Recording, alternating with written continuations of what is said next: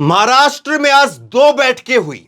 एक तरफ बैठक होती है अजीत पवार की और दूसरी तरफ बैठक होती है शरद पवार की। अजीत पवार के दो बयान आज खासे सुर्खियों में हैं। अजीत पवार ने शरद पवार की उम्र को लेकर के जो बात कही, उसके बाद शरद पवार की 2019 की वीडियो, जो वो बारिश में भीगते हुए भाषण दे रहे थे, ये वीडियो आज मुंबई के, महाराष्ट्र के तकरीबन हर मोबाइल पर ये फॉरवर्ड की जा रही है और बताया जा रहा है कि 83 साल का कह करके आप जिनका मजाक उड़ा रहे हैं और कह रहे हैं कि तुम कब रिटायर होगे, जो उनसे सवाल पूछ रहे हैं, आज उस सवाल का जवाब 2019 की इस वीडियो से दिया जा रहा है। दूसरी बात जो अजीत पवार ने कही, वो बात शरद पवार के लिए नहीं बल्कि फडणवीस के लिए और शिंदे के लिए परेशानी में डालने वाली है।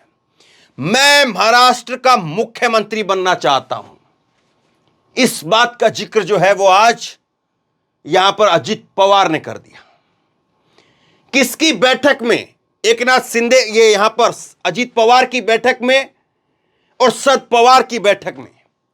किसकी बैठक में कितने विधायक आए और कितने विधायक अभी और चाहिए दल बदलू कानून से बचने के लिए?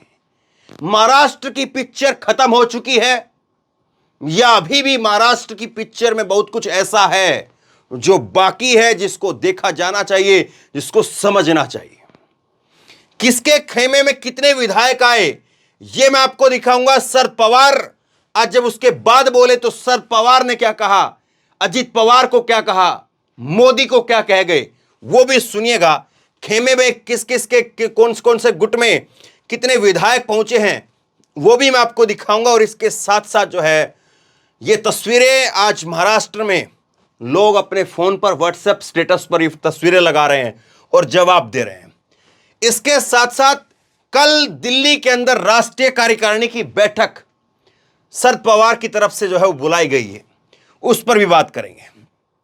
इस बैठक में आखिरकार किस बात की चर्चा होगी और आज चुनाव आयोग में जब बात पहुंची तो कहां पर क्या बात पहुंची और क्या इसके मायने रहेंगे, वो देखेंगे। लेकिन जो सबसे ज्यादा जो चर्चा हुई, वो चर्चा इस बात की हुई। ये वीडियो आप देखिए, ये 2019 का वीडियो है। आज जब अजीत पवार कह रहे थे कि 83 साल इनकी उम्र हो गई है, 60 साल में सरकारी नौकर रिटायर हो जाता है, 75 साल में भाजपा अपने नेताओं को रिटायर कर देती है, तुम कब रिटायर होगे? तो ये तस्वीर जो है, ये वीडियो 2019 की है। 18 अक्टूबर 2019 असेंबली इलेक्शन महाराष्ट्र की, तब की ये वीडियो है। और इसमें ट्वीट करके एनसीपी की तरफ से तब कहा गया था, स्वाभिमान की तलवार मयान में नहीं रखनी है। इसका मतलब समझते हैं आप? शरद पवार के नाम पर, शरद पवार के नाम पर एनसीपी में वोट पड़ता है, शरद पवार के नाम पर एनसीपी का सिक्का चलता है। और इस बात को कोई और नहीं, इस बात को खुद छगन भुजबल, जो कि चले गए अजीत पवार के साथ, वो कह रहे थे। कब? अभी कुछ रोज पहले जब शरद पवार ने इस्तीफा दिया, उस वक्त में छगन भुजबल ने कहा कि हम एनसीपी की घड़ी के नाम पर वोट नहीं मांगते हैं, हम शरद पवार के नाम पर वोट मांगते हैं। और आज शरद पवार ने कहा, जब शरद पवार जवाब दे रहे थे अजीत को, अपने भतीजे को, तब उन्होंने कहा कि मेरा सिक्का खोटा निकला, अजीत सिक्का खोटा निकला।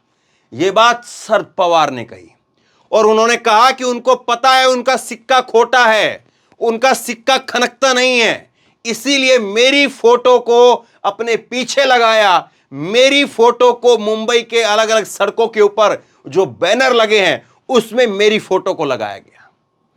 मेरी फोटो को मत लगाओ, जो मेरी विचारों से सहमत नहीं है वो अपनी खुद की फोटो लगाओ, मेरी फोटो मत लगाओ।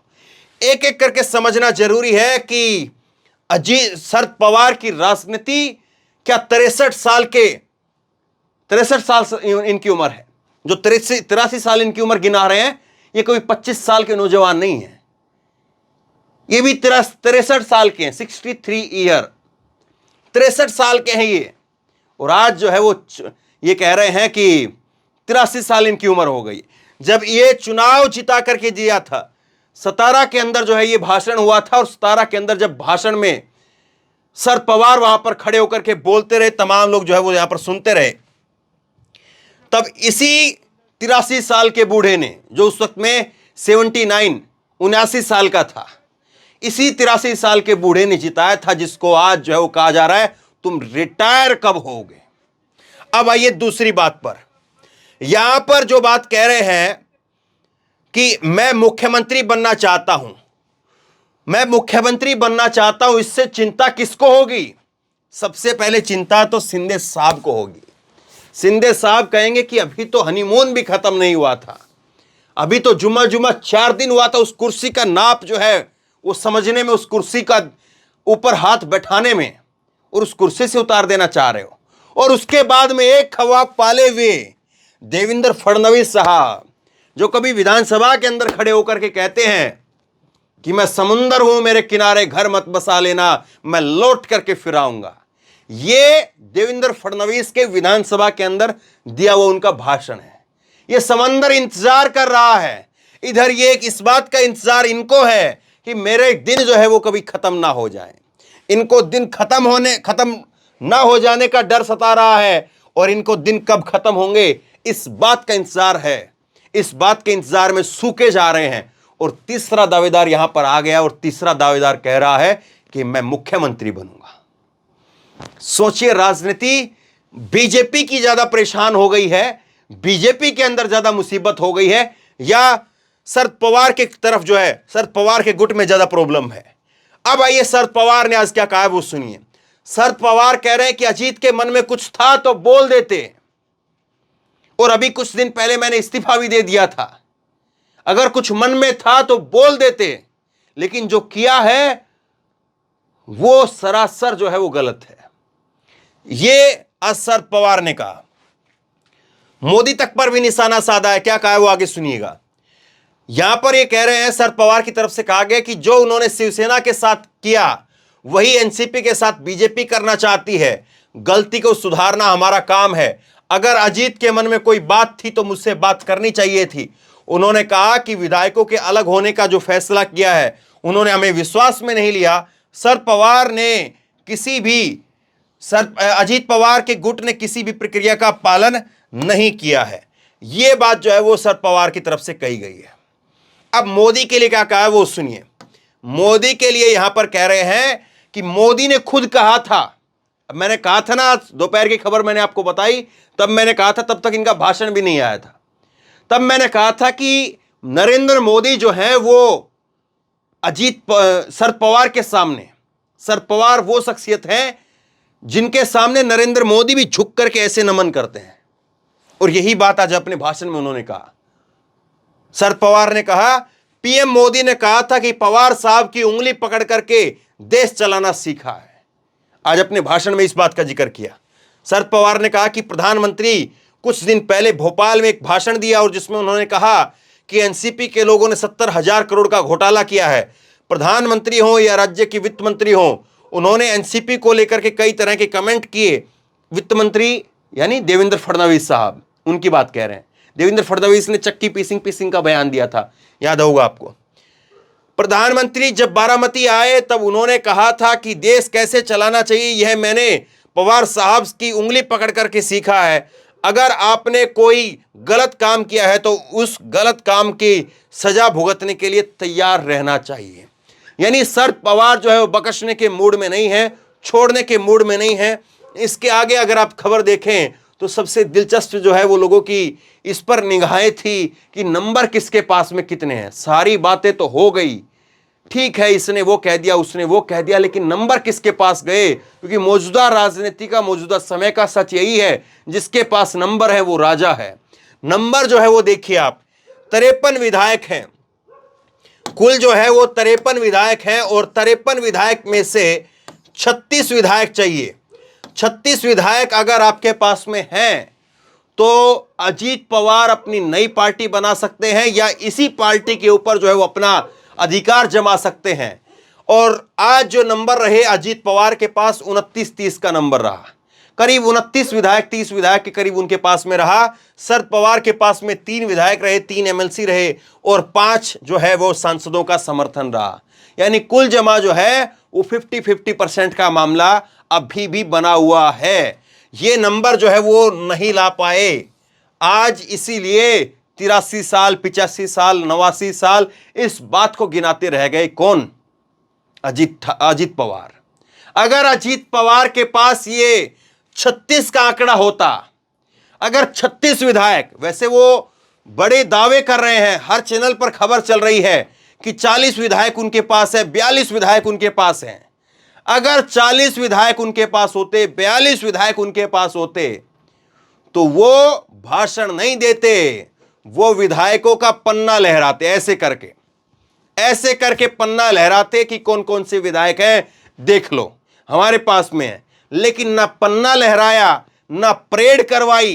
परेड भी करवा सकते थे, कुर्सियों पर बैठा करके लाइन भी लगवा सकते थे, लेकिन वो नंबर नहीं था, वो आंकड़े नहीं थे, उतने विधायक नहीं थे। और इसीलिए एक ताकत दिखाने का, एक इस तरह से दिखाने का कि बाकी के जो विधायक बचे हुए हैं 30 और 17 जो है विधायक, उन्होंने अपना जो नंबर है वो खोल दिया है। तकरीबन जो है वो 30 और 17 जो है 47 हो गया। तो करीब जो है 6-7 विधायक अभी ऐसे हैं जो ना इस तरफ गए ना उस तरफ गए। उनको अपने खेमे में लाने के लिए यहां 17 में से कुछ और टूट करके हमारे खेमे में आ जाए, इसलिए भाषण दिया जा रहा था, इसलिए बताया जा रहा था कि देखिए अब हम मुख्यमंत्री बनेंगे। वो तो 83 साल के हो गए, उनकी बात क्या करनी है, अब हम मुख्यमंत्री बनेंगे। इनको यहां से आज जो ये घटनाक्रम हो रहा था, ना वो बीजेपी के लिए था, ना वो कांग्रेस के लिए था, ना वो एकनाथ शिंदे के लिए था। आज का जो पूरा घटनाक्रम था वो विधायकों को अपनी तरफ लाने का था और उसमें कामयाब नहीं हुए। इसीलिए शाम होते होते ये किया गया कि ये 29 विधायकों को आज जो है फिर बस में बैठा करके होटल के अंदर ठहरा दिया गया। लेकिन अब बात यहीं पर ठहरेगी नहीं, बात इससे आगे जा रही है। और ये जो तस्वीर है ये महाराष्ट्र के मोबाइल पर जो है तकरीबन मुंबई के आज एनसीपी के जितने भी कार्यकर्ता हैं उनको भेजी जा रही, उनको बताई जा रही है कि देखिए ये वही शख्स हैं। ये 4 साल पहले 2019 के अंदर इसी शख्स ने जो है वो एनसीपी को जिता करके दिया था। इस एक भाषण से जो है वो पूरा माहौल पलट गया था। और अब ये जो बैठक होनी है, ये बैठक बड़ी इंपॉर्टेंट है। इस बैठक को आप देखिए, राष्ट्रवादी कांग्रेस पार्टी एनसीपी के अध्यक्ष शरद पवार ने कल दिल्ली में पार्टी की राष्ट्रीय कार्यकारिणी की बैठक बुलाई है। ये शाम होते होते 7:30 बजे आज जो एएनआई का ट्वीट आ गया। अब एएनआई के इस ट्वीट में शरद पवार को एनसीपी के अध्यक्ष बताया है, जबकि चुनाव आयोग के अंदर जो है वो चिट्ठी भेजी गई है अजीत पवार की तरफ से और कहा गया कि नहीं साहब हम हैं अध्यक्ष। और 30 जून को हमको विधायकों ने अध्यक्ष चुना है और उसमें विधायकों की हल्फनामा भी भेजा गया है, लेकिन अभी तक उस पर मोहर नहीं लग पाई है। और शरद पवार जो है वो अब अपना आखिरी पारी खेलना चाहते हैं। और जाहिर सी बात है, जब आखिरी पारी कोई खेलता है तो उसमें सब कुछ निचोड़ करके रख देता है। अब शरद पवार किस तरह से जो है इस बाजी को यहां से निकाल करके लेकर के जाते हैं, देखना दिलचस्प होगा। अजीत पवार के हाथों क्या वो सरेंडर कर जाते हैं? अभी तक सरेंडर बिल्कुल नहीं है, अभी तक लड़ने के मूड में है, लड़ाई रखने के मूड में है। सिंबल को लेकर के कह दिया कि सिंबल भी ना छोड़ेंगे, किसी कीमत पर सिंबल नहीं जाने देंगे। ऐसे तो कल को कोई भी उठ करके कह देगा। देखना दिलचस्प होगा अब ये लड़ाई किस तरफ बढ़ती है। और इस लड़ाई में शरद पवार जो है वो सीधे निशाने पर मोदी को ले रहे हैं, क्योंकि सब जानते हैं कि अजीत पवार अगर आज बोल रहे हैं तो शब्द किसके हैं, जुबान किसकी दी हुई है, सलाह किसकी है, किसका बताया हुआ रास्ता है जिस पर अजीत पवार निकल पड़े। शेयर करिए इस खबर को। और आप क्या सोचते हैं, क्या वाकई शरद पवार इस लड़ाई को जीत पाने में कामयाब होंगे या अजीत पवार इस बार सुपड़ा साफ करके मानेंगे? आप क्या सोचते हैं नीचे कमेंट बॉक्स में अपनी राय लिख करके जरूर बताइए। इस वीडियो को खूब शेयर कीजिए, लोगों तक पहुंचाइए और इसी तरह की तमाम खबरों के लिए ऑनलाइन न्यूज इंडिया को सब्सक्राइब कीजिए। साथ में जो बेल आइकन है, घंटी, उसको जरूर दबाइए ताकि जैसे ही कोई खबर अपलोड करें उसकी नोटिफिकेशन सीधे सबसे पहले आपको मिल सके। धन्यवाद।